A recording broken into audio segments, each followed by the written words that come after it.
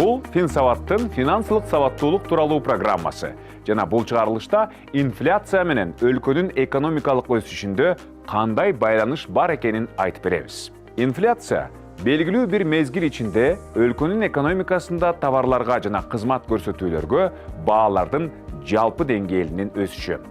Бул ар кандай себептерден улам болушу мүмкүн. Мисалы, товарларга жана кызмат көрсөтүүлөргө суроо талаптын өсүшү, суроо талаптын чектелиши, салыктардын көбөйүшү, өндүрүмдүүлүктүн төмөндөшү жана башка факторлор.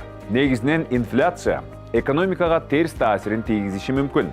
Анткени ал акчанын сатып алуу жөндөмдүүлүгүн төмөндөтүп, экономикадагы белгисиздикти күчөтөт. Инфляция бул валюта туруктуу болбогондо ал көтөрүлүп, же башка валюталарга салыштырмалуу төмөндөйт. Ошондуктан биз камсыздандырылган эмеспиз. Ар кандай экономикалык кырдаалдар биздин валютага туш келет. Бул жакшы же жаман нерсе деп айта албайм. Бул кадимки көрүнүш. Ал жалпысынан рыноктогу, экономикадагы, мамлекеттеги кырдаалга жараша болот. Ага түшүнүү менен мамиле кылуу керек. Жана айланасында болуп жаткан кырдаалды туура талдоо керек. Инфляция биздин өлкөдө көп кездешет. Менин оюмча, бул баалардын өсүшү. Мисалы, карантин учурда кан көтөрүлө баштаган учур болгон. Эсиңизде болсо, 4 жыл мурун 50 сом болчу. Азыр 90 сом. Инфляция бул товардын баасынын өсүшү. Кырдаалга жараша бир жагынан жакшы, бир жагынан жаман. Мисалы, эттин баасы өсүп жатат. Бирок баалар кайра түшүшүнө көзүм жетпейт. Бир жагынан бул жаман, экинчи жагынан жакшы. Анткени кээ бирлеринин кирешеси жогорулайт. Албетте, инфляция жаман, бирок сөзсүз болчу нерсе. Көбүрөөк акча табуу үчүн биз бир нече заказ алууга аргасыз болобуз. Анткени киреше ошол бойдон. Ал эми азык-түлүк, турак жай жана тамак аштын баасы кымбаттап жатат. Инфляцияга таасир этүү үчүн негизги факторлордун бири экономикадагы товарларга жана кызмат көрсөтүүлөргө суроо талап жана сунуштун өсүшү. Эгерде товарларга жана кызматтарга суроо талап жогоруласа, алардын баасы көтөрүлө баштайт.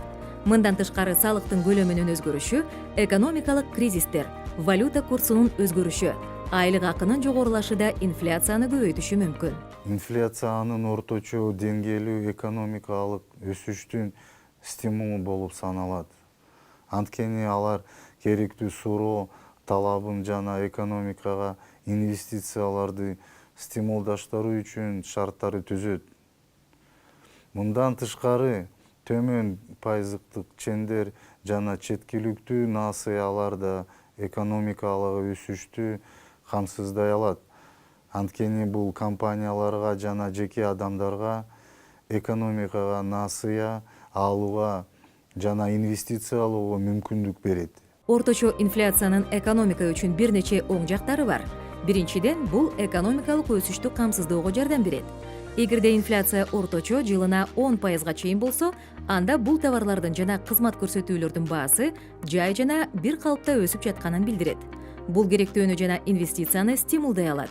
Көпчүлүк керектөөчүлөр жана инвесторлор орточо инфляция мезгилинде сатып алууну жана инвестициялоону артык көрүшөт. Анткени алар өздөрүнүн кирешелеринин жана кирешелеринин да өсүшүн күтүшөт. Кошумчалай кетсек, орточо инфляция карыздын жүгүн азайтууга жардам берет. Анткени ал карыздын реалдуу баасын төмөндөтөт. Арзан насыя каражаттары экономикалык өсүшкө да стимул берет. Анткени алар бизнеске жана адамдарга жаңы проекттерге инвестиция салууга, бизнести өнүктүрүүгө жардам берет. Эгерде насыялык каражаттар төмөн ченде болсо, анда бул инвестиция тартууга жана экономиканын өсүшүнө жардам берет. Банктар жана башка насыячылар да орточо инфляция маалында кредит берүүгө даяр болушу мүмкүн. Анткени алар карыз алуучулардын кирешеси убакыттын өтүшү менен көбөйүшүн күтүшөт. Бирок инфляциянын көзөмөлдөн чыгып жогорулап кетүү коркунучу бар. Бул экономика үчүн терс кесепеттерге алып келиши мүмкүн. Ылдам өскөн инфляция жылына 50%-га чейин.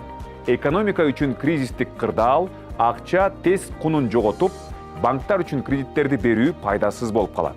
Акчаны депозиттерде сактоонун эч кандай мааниси жок болуп калат. Ошондуктан халк аманаттарын сарптаганды артык көрөт. Суроо талап өсүп, ал баанын жогорулашына алып келет. Гиперинфляция. жылына 10 миңдеген пайызга чейин. Бұл импорттың көлөмү экспорттың көлөмүнөн ашып кеткенде жана өкмөт капиталдын агылып чыгышын токтотуу аракетинде көбүрөөк акча басып чыгарганда болот.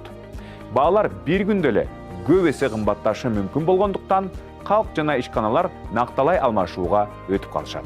90 жылдардагы постсоветтик мейкиндиктеги каатчылык баалар ондогон пайызга көтөрүлүп, өндүрүш иш жүзүндө өнүккөн жок. Чейки зат жана жабдыктардын баасы кескин көтөрүлүп, банктар бизнеске эң жакшы дегенде 40-50%дан насыя берген. Гиперинфляция Германияда 20-кылымдын 20-жылдарынын башында болгон. Экономикалык каатчылык маалында баалар күнүнө орто эсеп менен 25%га көтөрүлүп, акча ылдам эле кунун жоготуп, карапайым калк маянасын толугу менен сарптап калган. Инфляция же болбосо керектөө товарлардын индекси. Бул деген ошол баалардын мурунку мезгилге карата өсүүсүнүн процент менен алганда өсүүсүнүн деңгээли.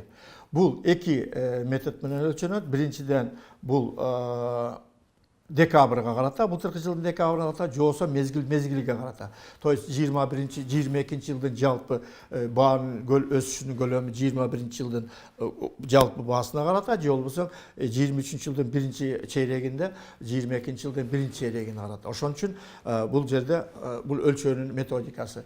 Ал эми инфляция кандай өлчөнөт? Биздин Кыргыз Республикасынын улуттук статистика комитетинин нускамасы менен, методологиясы менен 342 товар каралган.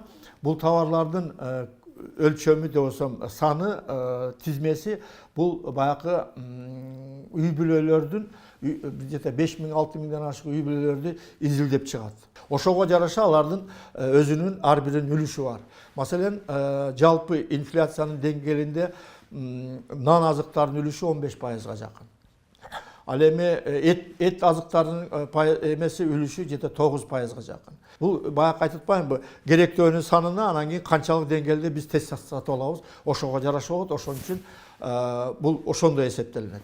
Керектөө бааларынын индекси КБИ учурдагы мезгилдеги товарлардын жана кызмат көрсөтүүлөрдүн белгиленген топтомунун наркынын анын базалык мезгилдеги наркына карата катышын өлчөйт жана убакыттын өтүшү менен сатып алынган товарларга жана кызмат көрсөтүүлөргө баалардын жалпы деңгээлинин өзгөрүшүн чагылдырат.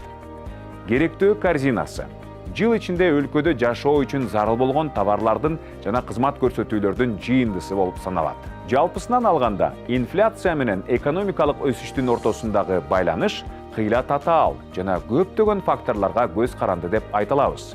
Орточо инфляция жана арзан кредит, инфляция көзөмөлгө алынып, комплекстүү чаралар жана стратегиялар иштелип чыккан шартта экономикалык өсүштү шарттайт. Башка жагынан алганда, төмөн инфляция же дефляция экономикага терс таасирин тийгизиши мүмкүн. Эгерде товарларга жана кызмат көрсөтүүлөргө баалар төмөндөсө, анда керектөөчүлөр келечекте дагы арзандай турган учурду күтүп, чыгымдан этият болушу мүмкүн. Бул суроо талаптын жана өндүрүштүн төмөндөшүнө алып келиши мүмкүн жана экономикалык өсүштү төмөндөтүшү толук ыктымал. Дефляция бул баанын мурунку мезгилге салыштырмалуу төмөндөп кетиши. Бул сезондук фактор болот. Маселен, түшүмдүүлүк же болсом жазда, күздө баягы жашылча жемиштин же болбосо өсүмдүктөрдүн түшүмү өтө көп болуп келгенде баягы сатуучулар ошол товардын бузулуп кетип өтпөй калыш үчүн алар баасын төмөндөтөт. Ошол. Бирок жылдын жыйынтыгы менен бары бир баягы кандайдыр бир деңгээлде инфляция болот. Биздин Кыргыз Республикасынын экономикасында оптималдуу дегенибиз 5%дан 7%га чейин. Андан ылдый түшүп келсе, биздин өндүрүүчүлөр үчүн, товар өндүрүүчүлөр үчүн анча пайда болбой калат. Ошентип, орточо инфляция өлкөнүн экономикасынын өсүшүнө оң таасирин тийгизип, бизнеске өндүрүштү жана жумуш орундарын көбөйтүүгө мүмкүндүк берип, керектөөнү жана инвестицияны стимулдай алат. Бирок инфляция көзөмөлгө алынбаса, экономика солгундап жана жалпы коом үчүн оор кесепеттерге алып келиши мүмкүн. Бул Финсаваттын каржылык сабаттуулук боюнча кезектеги программасы болду. Көрүшкөнчө.